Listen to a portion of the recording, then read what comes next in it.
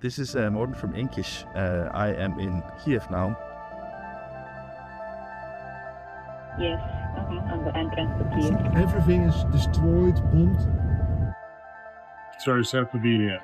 Very, disappointing that we meet in such horrible circumstances, yes.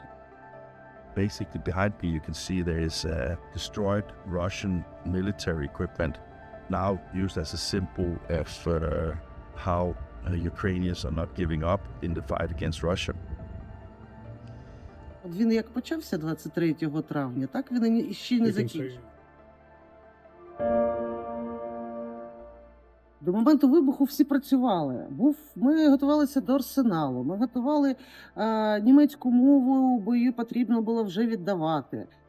Ми друкували газети, які повинні були віддати теж цього дня. Тобто це був робочий день, це було...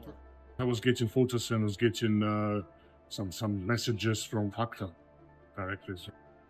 But unfortunately, we so get used to it in Ukraine. Because you didn't expect that would happen. You thought that there was an explosion somewhere, I'm sorry to say, but in the end, it was direct hit at the print shop, which is the most horrible thing.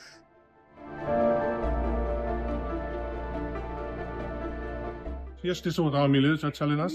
Our military are telling us that, there's a rocket approaching from this direction to this, probably. But in this case, this was a little bit different because there were ballistic missiles. So it takes just a couple of minutes, and that's the result.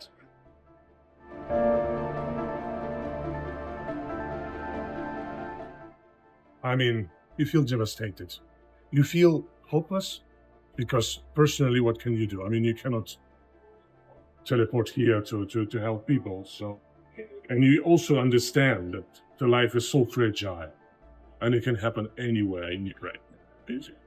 Unfortunately, Kharkiv is neighboring that country, and they are in one of the most dangerous ones. Так, звісно, і люди, які в нас загинули, вони працювали більше 20 років. Це ж спеціалісти, яких нема на ринку. Це родина, це люди, з якими ми стільки років разом.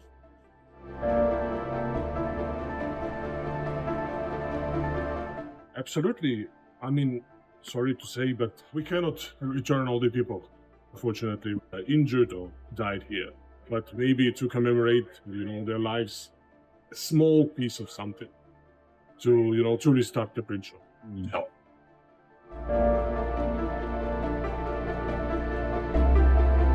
Звісно, процес складний, і процес ще ускладнюється тим, що в момент демонтажу є такі речі, які спочатку ми не бачимо. Тобто починаємо вже щось демонтувати, і потім виходить, що і там ще треба переробити, і там стіна погано стоїть, треба перекладати, і там дах треба ремонтувати. Складно, звісно, складно. А що у наш час не складно?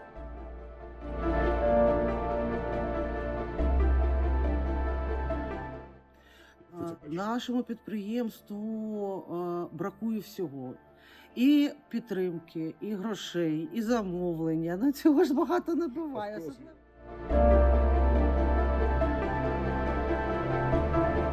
Якісь, ні, звісно, якісь будуть нові, якісь будуть просто інші. Тобто це ж середина процесу. У нас є початок і є кінець. І нам тепер треба цю середину сконектити з тим, що залишилося. А тому, звісно, воно вже не буде таким, як було.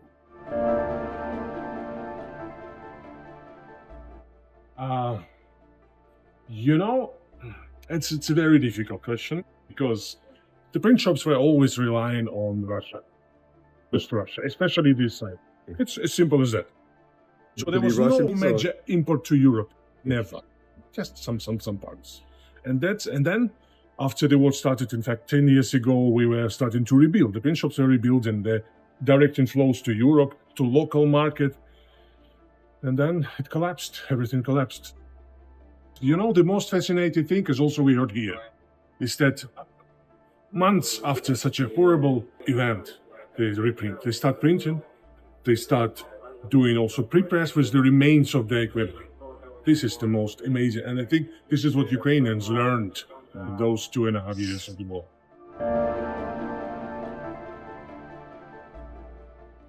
Yes, and in the end, I think you did a very good, initiative, let's say. Of course, we were also thinking, but Yeah. it was too early at that Yeah, time, yeah, you know, because as the local manager, Tatiana, explained today, it was taken basically 2 weeks. They were working with shovels, you know, just to put garbage out. So it was not clear. And that was just in the very epicenter of the explosion. Luckily, Pitmaster was a little bit distant. I mean, if you may say so.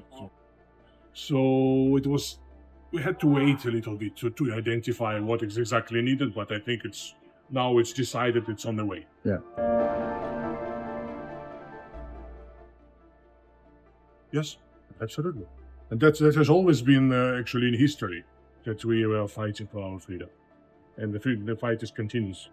Особисто так, морально це дуже складно, але немає часу на те, щоб плакати, немає часу на те, щоб жалітися. Треба працювати, треба тільки вперед.